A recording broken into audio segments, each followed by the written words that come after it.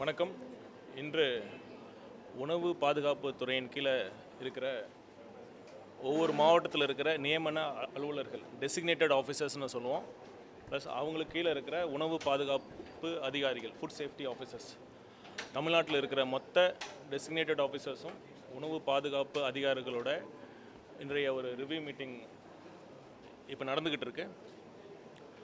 இப்போ பார்த்தீங்கன்னா இந்த உணவு பாதுகாப்பு துறை தான் நோய் வரத்துக்கு முன்னாடி மக்கள்கிட்ட ஒரு தரமான சுகாதாரமான ஒரு உணவை ஒவ்வொரு உணவு விற்பனையாளர்கள் அந்த பாதுகாப்பான உணவை மக்களுக்கு கொடுக்கணுங்கிறத அதை என்ஷூர் பண்ணுற ஒரு கடமை அவங்ககிட்ட இருக்குது. இப்போ நீங்கள் சமீபத்தில் பார்த்துருப்பீங்க, காஞ்சிபுரத்தில் கூட ஒரு இன்சிடென்ட் நடந்தது.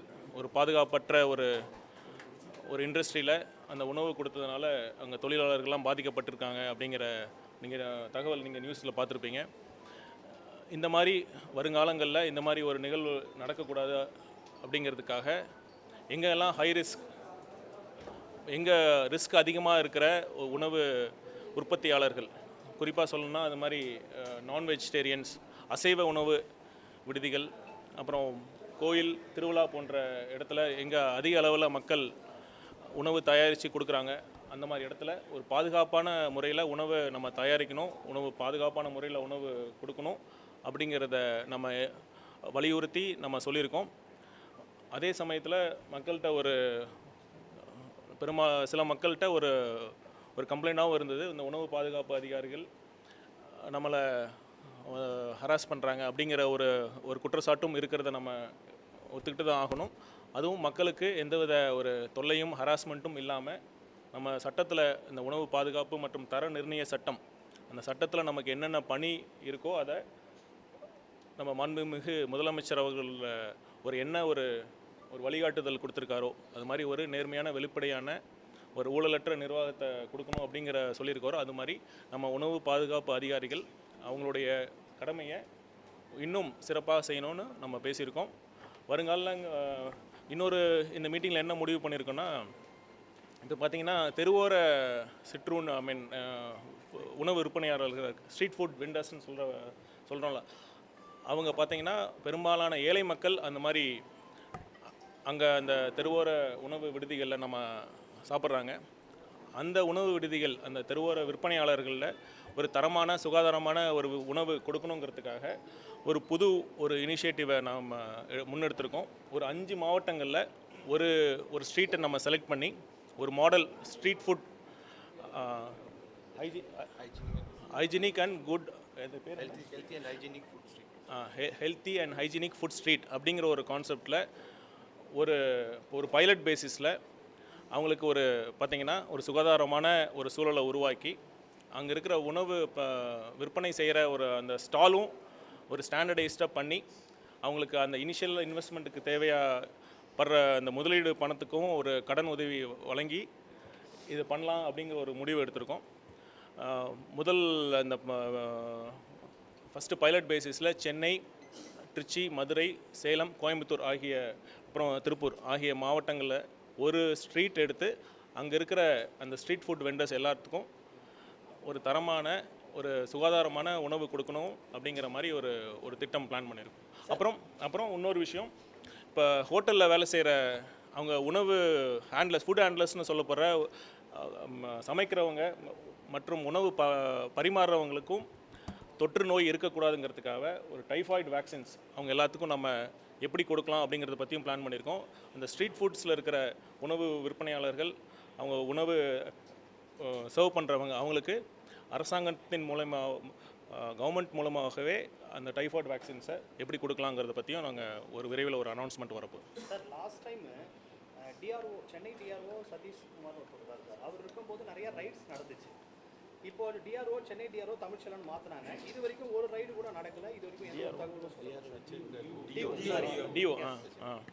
இப்போ ஒரு ரைடும் நடக்கல சார். முன்னாடிலாம் சொல்லிட்டு பண்ணுவாங்க. இப்போ இந்த டைமில் எதுவுமே இது வரைக்கும் நடக்கிற மாதிரி எதுவுமே இல்லை. அதாவது பார்த்திங்கன்னா சட்டத்தின்படியே ஆய்வுகள் ஒரு மாதத்துக்கு இவ்வளோ ஆய்வுன்னு அவங்க குறிப்பிட்டிருக்காங்க. அது சட்டத்தை அது ஆய்வு பண்ணாமல் இருக்க முடியாது. கண்டிப்பாக பண்ணிகிட்டு இருக்காங்க. இன்னும் நம்ம கூடுதலாக பண்ணணும்னு நம்ம சொல்லியிருக்கோம். ஆய்வு பண்ணுறப்ப மீடியாவை கூப்பிடக்கூடாதுன்னு ஒரு ஆர்டர் இருக்குது. அதனால தான் நம்ம மீடியா முன்னாடி இது பண்ணுறதில்ல. ஆனால் ஆய்வு பண்ணிட்டு தான் இருக்காங்க.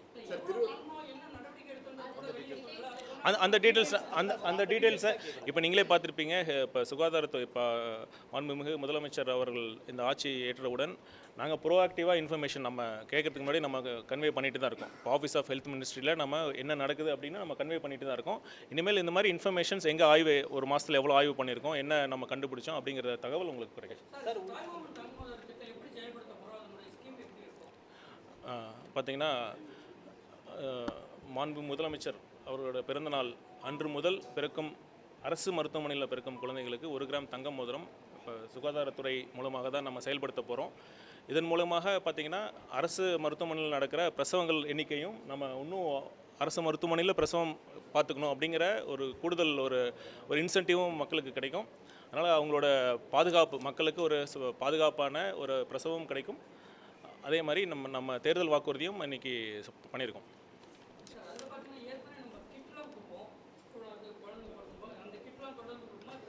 இல்லை அதுவும் இப்போ ஏற்கனவே என்ன கிடைச்சிட்ருக்கோ அது கூடுதலாக இந்த மோதிரமும் தங்க மோதிரமும் கிடைக்கும்.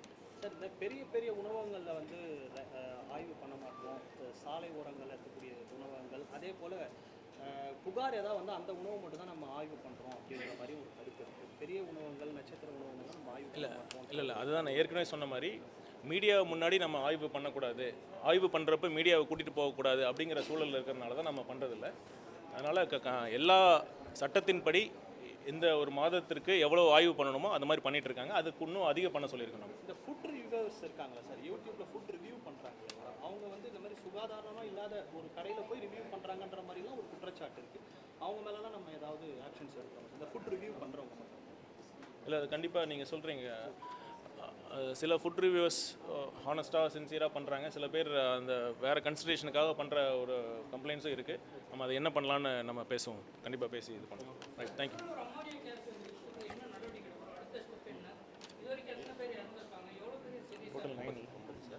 டோட்டல் 9 இதுவரையும் 9 பேர் உயிரிழந்திருக்காங்க. இதை பற்றி ஒரு ஆய்வுக்குழு முதலமைச்சர் அவருக்கு அப்பாயிண்ட் பண்ணி அந்த குழு வந்து ரிப்போர்ட் சப்மிட் பண்ணியிருக்காங்க. அது நம்ம ஹெல்த் ரிலேட்டடாக நம்ம ஆஸ்பெக்ட் பார்த்துருக்கோம். இண்டஸ்ட்ரியல் சேஃப்டி ரிலேட்டடாக அந்த கமிட்டி சப்மிட் பண்ணியிருக்காங்க.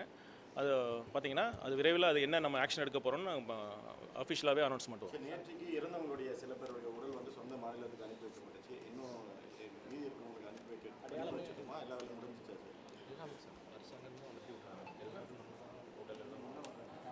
உடல் கூராய்வு முடிஞ்சு அரசு செலவில் நம்ம அவங்கவுங்க மாவட்டங்களுக்கு சொந்த ஊருக்கு நம்ம அனுப்பி வைக்கிறோம். எத்தனை பேர் சார் சிகிச்சையில் இருக்காங்க? அவங்க எப்போ க்யூர் ஆகி வந்தது?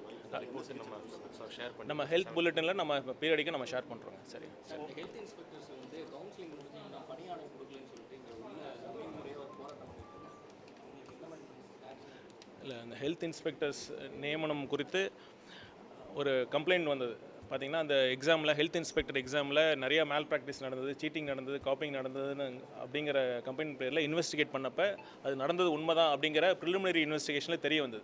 அதான் கோர்ட்டில் என்ன சொல்லியிருக்காங்க, ஒரு எஸ்ஐடி இதுக்காக ஃபார்ம் பண்ணி அந்த இன்வெஸ்டிகேஷன் பண்ணிகிட்ருக்காங்க. அந்த எஸ்ஐடி இன்வெஸ்டிகேஷன் முடியும் வரை இந்த அப்பாயின்மெண்ட் கொடுக்க வேணான்னு கோர்ட்டில் ஓப்பன் கோர்ட்டில் டிக்ளேர் பண்ணதுனால தான் நம்ம கொடுக்காமல் இருக்கோம். ஸோ ஏஜி நம்ம ஸ்டேட்டோட ஏஜியோட ஒப்பீனியனும் அதுதான் சொல்லியிருக்காங்க. அதனால தான் நம்ம இந்த கொடுக்க முடியாத சூழல் இருக்குது. தெளிவாக நிறையா வாட்டி அவங்க அசோசியேஷன் அவங்களே ஒரு அசோசியேஷன் மாதிரி ஃபார்ம் பண்ணி வராங்க. அவங்ககிட்ட நம்ம தெளிவாக சொல்லியிருக்கோம். ஸோ இதுதான் சூழல். அப்போ அரசு பார்த்திங்கன்னா நம்ம எதுவும் கொடுக்கக்கூடாதுன்னு இல்லை, நம்ம புதிய வேலைவாய்ப்புகள் உருவாக்கணும், புதிய பணி நியமனங்கள் கொடுக்கணும்னு தான் நம்மளோட அரசின் நோக்கமே. இந்த சூழல் இருக்கிறனால கண்டிப்பாக, ஏன்னா இப்போ பார்த்திங்கன்னா அந்த தேர்வு முறைகேடு இருந்ததுன்னா அதனால் நல்லா படித்தவங்க கண்டிப்பாக பாதிக்கப்பட்டிருப்பாங்க. அவங்களும் பாதிக்கப்படக்கூடாது. சரி, ஓகே.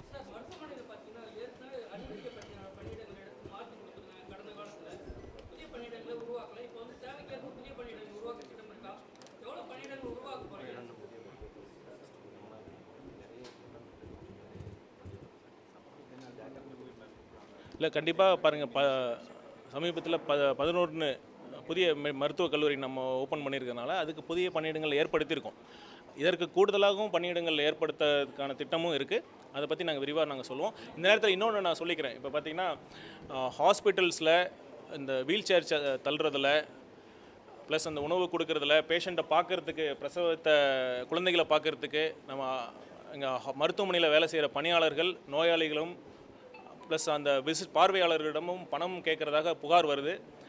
நாங்கள் ரொம்ப ஸ்ட்ரிக்டாக எல்லா அந்த மருத்துவக் கல்லூரி முதல்வர் ப்ளஸ் அந்த மருத்துவமனை மாவட்ட மருத்துவமனையோட ஆர்எம்ஓஸ் எல்லா அந்த அலுவலர்கிட்டையும் நாங்கள் ரொம்ப ஸ்ட்ரிக்டாக சொல்லியிருக்கோம். இந்த மாதிரி நடக்கக்கூடாதுன்னு சொல்லியிருக்கோம்.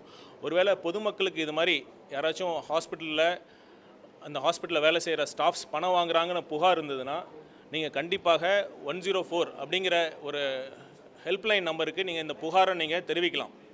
தெரிவித்தா கண்டிப்பாக அதற்கு யார் சம்மந்தப்பட்டிருக்காங்களோ அவங்க மேலே கண்டிப்பாக ஒரு ஸ்ட்ராங்கான நடவடிக்கை எடுக்கப்படும்.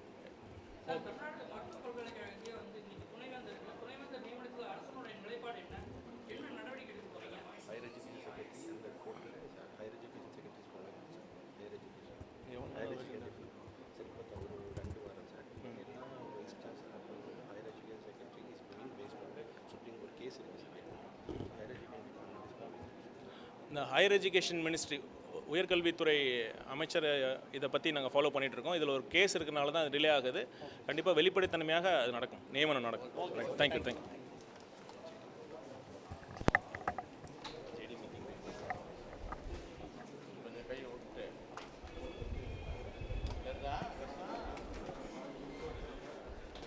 கைட்டி விடு.